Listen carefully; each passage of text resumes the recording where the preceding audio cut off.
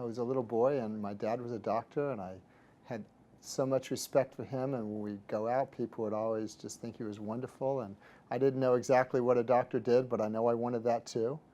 And so when I was 9 or 10 years old, I was telling people I wanted to be a doctor, and before you know it, I went to pre-med and medical school, and then I figured the only thing I was really good at, what came natural to me, was using my hands, was seeing things three-dimensionally.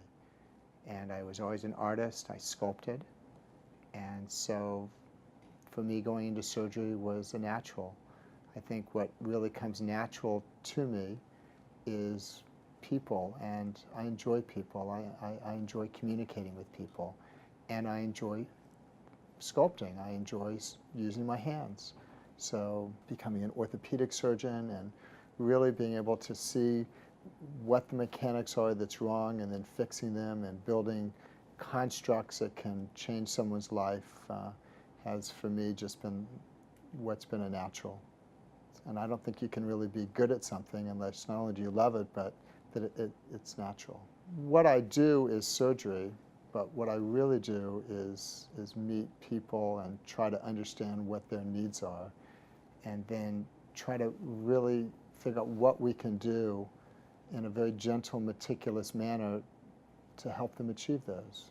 Often it's just getting them out of pain or feeling functional again or being able to do the things they enjoy, like be it just walk their dog or plant trees or go play tennis with their friends. I have been in this practice at Holy Cross for 23 years, and my practice is limited just to replacing knees and hips.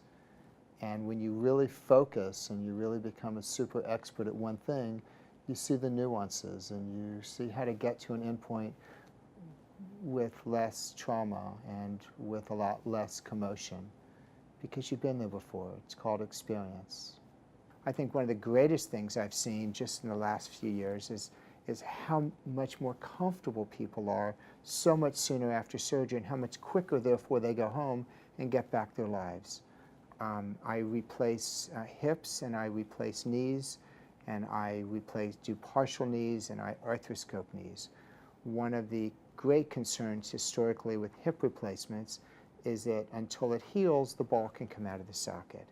And I think one of the biggest things we've seen in the last 5 years is the precipitous drop in the number of dislocations, because we've gotten so much better, not just at getting the components and the correct orientation, but closing tissues and better bearings, and all these things have made a wonderful difference, and people can go into it with more confidence.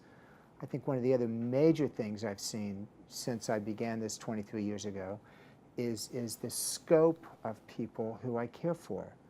I continue to care for the old, and it used to be if someone was in their 80s, they were old. Now, my goodness, if someone's in their 90s or late 90s or even 100, but if they're mentally awake, they're mentally alert, and physically they're healthy, they do extremely well.